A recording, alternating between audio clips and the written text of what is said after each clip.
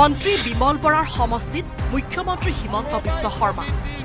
আত্মনিৰ্ভৰশীল অৰ্থনীতিৰ মূল স্তম্ভ হওক উদ্যমী মহিলা গাহৰি কণী গাখীৰ উৎপাদন কৰিবলৈ মহিলাসকলক আহ্বান মুখ্যমন্ত্ৰী অসমৰ অৰ্থনীতি মজবুত কৰাৰ ক্ষেত্ৰত ৰাজ্যৰ মহিলাসকলক নেতৃত্ব লোৱাৰ পৰামৰ্শ মুখ্যমন্ত্ৰী হিমন্ত বিশ্ব শৰ্মাৰ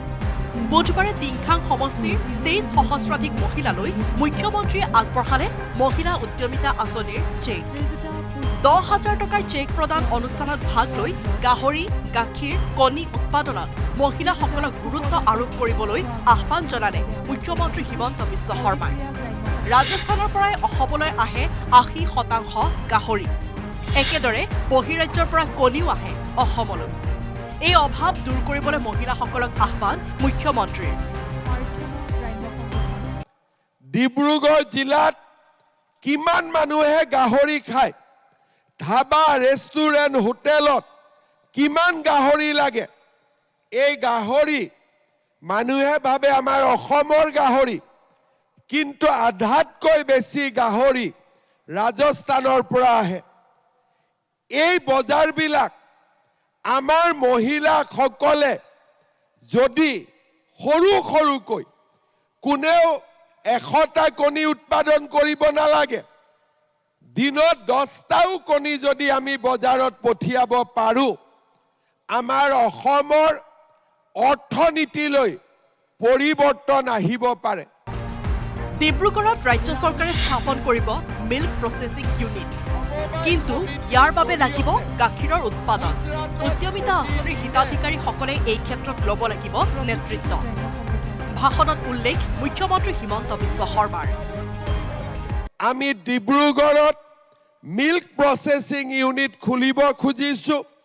য'ত প্ৰতিদিনে চৰকাৰে ২ লাখৰ পৰা ২.৫ লাখ লিটাৰ গাখীৰ অকল মাত্ৰ ডিব্ৰুগড় জিলাৰ পৰাই কিনিবৰ কাৰণে সিদ্ধান্ত গ্ৰহণ কৰিছে তাৰ মানে আমি মাত্ৰ কাম কৰিব লাগে উৎপাদিত সামগ্ৰী কিনাৰ কাৰণে চৰকাৰো আছে আৰু আমাৰ ওচৰত বজাৰো আছে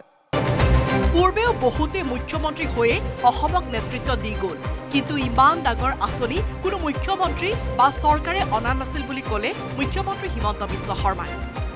আপোনালোকে আগতেও ভোট দিছে এনেকুৱা নহয় যে ২১ চনত ভোট দিছে তাৰ আগতো ভোট দিছে কিন্তু কেতিয়াও কোনো চৰকাৰে আমাৰ জীৱনত স্পৰ্শ কৰি